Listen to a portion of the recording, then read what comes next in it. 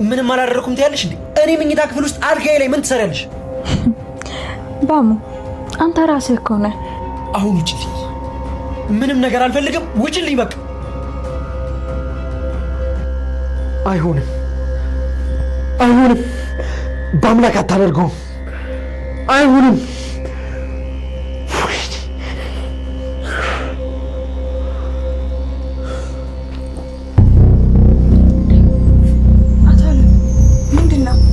ይቅርታ የለችም ስለተባለ ነው። እኔ ልጅ መስላኝ ነው እዚህ የገባሁት። አይ እኔ ነኝ ጋሼ። ማታ ትንሽ ቆይቼ ስለተኛሁ መነሳት አቅቶኝ። ስተኝ ደግሞ በጣም ሆነሽ ወይ ወጣትነት አበባ እኮ ነው የምትመስዪው። ግን አሁን ትወጣለች። እወጣልሻለሁ። ሻላወኩም አትይ ምን ነው ሳታ ስለምንልሽ እኔ ለቆረጠኝ ቁርጠት ትንሽ ቁረጥሽ ብዬ ነው። ለምንድን ነው ደግሞ አንቺን ቆርጥሽ? ሆዴን አሞኝ ልበልሽ? ደህና አለች ብዬ ምንድን ነው የምትሰሪው አንቺ? ያንቺን መደዘዝና ዝብዝብነት ሳያዝ ልጅቷን ደግሞ ልታደንዝዣትና ልትዘፈዝፊያት ነው የመጣሽው? ኧረ እትዬ እኔ ስራ መስራት አልቻልኩም። ያው ከጠዋት ጀምረሽ ትረዘምዘኛለች። ጭራሽም እንደዚህ ተጀመረ? በጣም ጥሩ። ምንድን ነው ከዛች ምድምድ ጋር ስታወሪ ነበር? ምን አወራሁ እትዬ? ምን አባሽ አውቅልሻለሁ? አንቺን እኮ ነው እየጠየቁሽ ያለሁት። ኧረ እሷ እንደው ዝም ብላ በአምላክ ምናምን ነበር ስትለኝ የነበረው። ይኸውልሽ አንድ እርምጃ አልፈሽ ባገኘሽ ግን ዋጋሽን ነው የምሰጥሽ። ወዴት ነው የማልፈው እትዬ? እኮ ትናንትና የኔ ጌታ ምናምን ስል በጣም ደስ እያለህ ነበር። ምንድን ነው የሚቀባጥረው? ትሰሚኛለሽ? ትናንትና ማታ ምንም ይፈጠር ምን ከአእምሮሽ ውጪ። እሺ እሱን አስወጣዋለሁ፣ ግን ደግሞ አንተን ከአእምሮ ማስወጣት የምችል አይመስለኝም። ሀብታሟን ህብስትን ስለምወዳት፣ የዋህነት፣ የቅንነት፣ የንጹህነት ሀብታሟን ህብስትን ስለምወዳት ከዚህ በኋላ እኔም ማጠገብ እሷን ማጠገብ ድርሽ እንዳትይሽ። ሄርሜላ በውስጧ ተንኮልና ሸር ይዛ ወደነ በአምላክ ጋር ብትመጣም ግን ደግሞ ነገሮች እንደዚህ በፍጥነት ይሳኩልኛል ወይ ደግሞ ይሆኑልኛል ብላ አስባ አታውቅም ነበረ።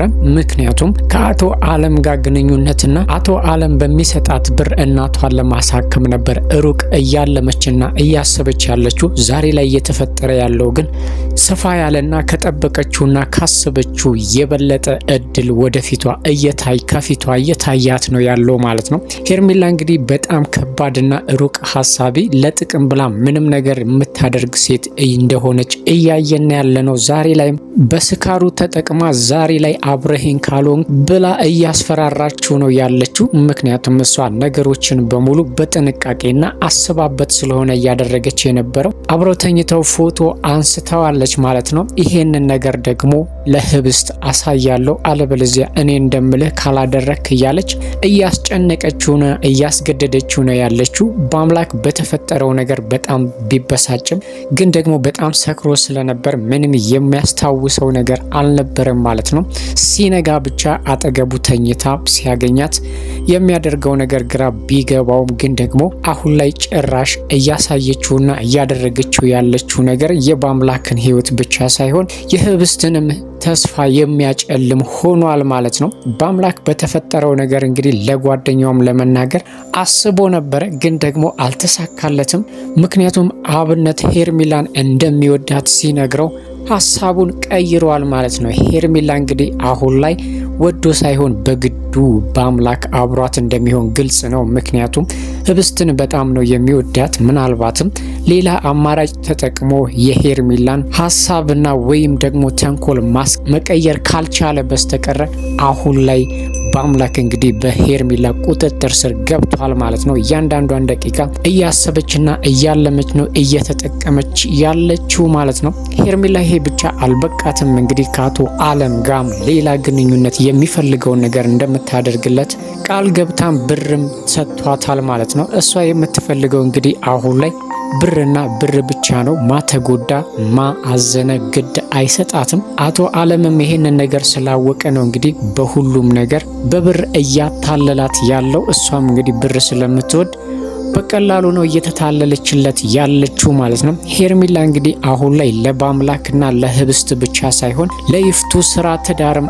አደገኛ ልትሆን ትችላለች ማለት ነው። ምናልባትም አሁን ላይ አቶ አለም ከሷ ጋር የፍቅር ግንኙነት ለመጀመርና አብሯን ለመተኛ እያሰበ ነው ያለው ማለት ነው። ይሄ ነገር እንግዲህ ይፍቱ ስራ ጆሮ ከደረሰ የአለምና የይፍቱ ስራ ጉዳይ ራሱ ትልቅ ሰጣ ገባ ውስጥ ሊገባ ይችላል ማለት ነው። ስለዚህ ሄርሜላ አሁን ላይ በዙሪያዋ ላሉት ሰዎች በጠቅላላ አደጋ ነች ማለት ነው። በአምላክንም እንግዲህ ከሚገባው በላይ በቁጥጥሯ ስር አስገብተዋለች። ያ ፎቶ ማንም ጋር እንዲደርስ ስለማይፈልግ ምናልባትም ሳይወድ በግዱ አብሯት ሊሆን ይችላል።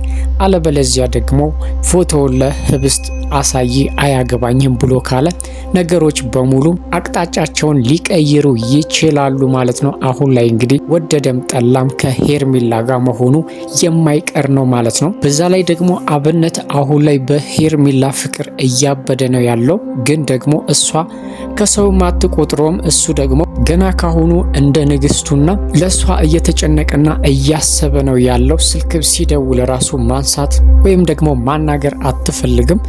እሱ ግን ለሷ ብሎ በጣም እየተጨነቀና በጣም እንደሚወዳትና እንደሚያፈቅራትም እንግዲህ ለህብስት እየተናገረ ነው ያለው ማለት ነው። እንግዲህ እዚህ ጋር ሄርሜላ ሁሉንም እየደበላለቀችውና ከሁሉም ጋር እየተነካካች ነው ያለችው ማለት ነው። ይሄንን ሁሉ ነገር እንግዲህ አብነት ምናልባት የሄርሜላን ማንነት ካወቀ ሀሳቡን ሊቀይር ይችላል እንጂ አሁን ላይ አብነት ለሄርሜላ ያለው ሀሳብ የእውነተኛ ፍቅር ነው ማለት ነው። ይሄንንም ስላወቀ ነው እንግዲህ በአምላክ ከሷ ጋር እንዳደረና በጣም ችግር እንደተፈጠረ ሊነግረው አስቦ ነበር። ግን ደግሞ አብነት አስቀድሞ ሄርሜላን እንደሚወዳት ሊነግረው የነበረውን ሀሳብና ከሷ ጋር እንዳደረና ምን እንደተፈጠረም ግራ እንደገባው ሊያማክረው አስቦ ነበረ። በእርግጥ እዛ ጋር ከሄርሜላ ጋር አድሬ ያለው ብሎ ቢነግረው ኖሮ አብነት በአምላክ በጣም ሊያዝንበትና ሊከፋበት ይችላል። ግን ደግሞ ይሄ እውነት ተደብቆ አይቀርም። አንድ ቀን ሄርሜላ ይሄንን አጋጣሚ ልትጠቀምበት እንደምትችል ግልጽ ነው ማለት ነው። ግን አሁን ላይ በአምላክ ያለበት ስሜትና ያለበት ሁኔታ በውጥረት የታጀበ ሆኗል ማለት ነው። ህብስትም እንግዲህ በአምላክ አንድ ቀን እንኳን ሳያያት ካደረ በጣም ነው የምትጨነቀው። እሱ ግን አሁን ላይ ከሄርሜላ ጋር ያደረገው ነገር ህብስትን ቀና ብሎ እንዳያይ አድርጎታል ማለት ነው። ምንም የሚያውቀው ጉዳይ ባይኖርም ይሄንን ነገር ህብስት ስትሰማ ምናልባትም ለአምላክ ያላት ፍቅርና ያላት እምነት በጣም ነው የሚሸረሸርባት። እንግዲህ ከዚህ በፊትም የአባቴ ገዳይ ነህ እያለችው ነበር። አሁን ላይ ደግሞ ከሄርሜላ ከጓደኛዋ እንደ እህቷ ከምታያቷ ጋር መተኛቱን ስታቅ ብዙ ችግርና ብዙ ሀዘን ሊደርስባት ይችላል። እስካሁን ድረስ እንግዲህ ህብስት ያልተረዳችው የሄርሜላን ማንነት ነው ማለት ነው። ሄርሜላ ስለማንም ግድ የማይሰጣትና ህብስት የምትጨነቅላትን ያህል የማትጨነቅላት ነች። እሷ ለህብስት ምንም ቢፈጠር እንኳን እውነተኛ ጓደኛና ለሷ አስባ ቢሆን ኖሮ ከአምላክ ጋር ይሄንን ነገር ማድረግ አትፈልግም ነበር። መጀመሪያም አኳኩኗና አመጣጧ ራሱ እንግዲህ በአምላክን ፍለጋ ወይ ጥቅም ፍለጋ እንደሆነ ግልጽ ነው። ግን ደግሞ ህብስት ነገሮችን ስለማታገናዝብ በፍጹም የምታደርገውንና የምታስበውን ነገር ራሱ መጠርጠር አልፈለገችም። ለዚህም ነው እንግዲህ ዛሬ ላይ ትልቅ ችግር እንዲፈጠርና ምናልባትም እንግዲህ የአምላክንና የህብስትን ግንኙነት በጣም ሊያሻክረውና ሊያደበዝዘው ይችላል ማለት ነው። ለዚህም ነው እንግዲህ አሁን ላይ በፎቶ እያስፈራራች እንደፈለገች ልታደርገው ትችላለች። የሁለቱን ግንኙነት ካወቀች ደግሞ ህብስት ልትጎዳና ልታዝን ትችላለች። አሁን ላይ ራሱ እንግዲህ ይፍቱ ስራ በጣም እያሰቃያቻት ነው ያለችው። ዛሬም በድጋሚ በጥፊ መታ እንግዲህ ግንባሯ ላይም አደጋ እንዲደርስ አድርጋለች ማለት ነው። ምናልባትም እንደ በፊቱ ቢሆን ኖሮ ተንከባክቦና ምን እንደሆነች በደንብ ቢጠይቃት ደስተኛ ነበር። ግን ደግሞ አሁን ላይ ከሄርሜላ ጋር ያደረገው ነገር እረፍት እየነሳው ስለሆነ በዛ ላይ ደግሞ ሄርሜላ እያሳየችው ያለችው ነገር ምንም ደስ አይለውም። እቤት ውስጥ እንግዲህ ግንኙነታቸውንና አብረው እንዳደሩ ማንም እንዲያውቅ አይፈልግም። ግን ደግሞ እሷ አሁን ላይ እያደረገች ያለችው ነገር በሙሉ የይወቁልኝ ሆኗል ማለት ነው። እሷን እንግዲህ እዚህ ቤት ውስጥ ወይም ለጤና እንዳልመጣች እየተጠራጠረችና አኳኩና ደስ ያላላት እንግዲህ ታፈስ ነች ማለት ነው። ታፈስ የሄርሜላ ነገር ምንም አልገባትም። በተለይ ደግሞ ከአምላክ ጋር ያላት ግንኙነት እያስደሰታት አይደለም ማለት ነው። እንግዲህ አሁን ላይ በአምላክ በሶስት ሴቶች የተከበበ ሆኗል ማለት ነው። ግን እሱ ፍቅርም ያለው የሚወደውም ህብስትን ነው። ህብስትንም እንግዲህ እንደሚወዳት እንድትነግርለት ለሄርሜላ በስካርም መንፈስ ቢሆን እየተናገረ ነበር። እሷ ግን የልቧን በልቧ አድርጋ ዛሬ ላይ እንግዲህ በአምላክን ወጥመድ ውስጥ ጨምረዋለች ማለት ነው።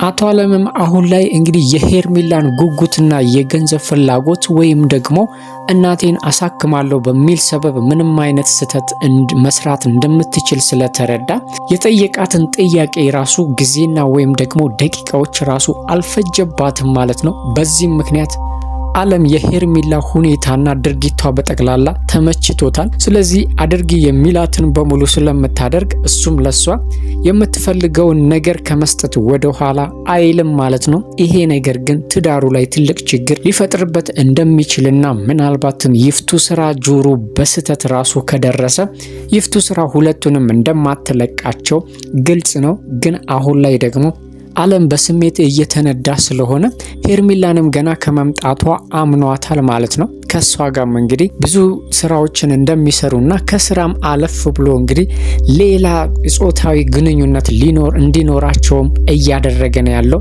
እሷም ምንም ችግር የለም ብላ ተስማምታለች ማለት ነው። ስለዚህ አሁን ላይ የሄርሜላ ነገር ሁሉንም አጋጣሚ ባገኘችው አጋጣሚ እንግዲህ መጠቀም ብቻ ነው እያሰበች ያለችው።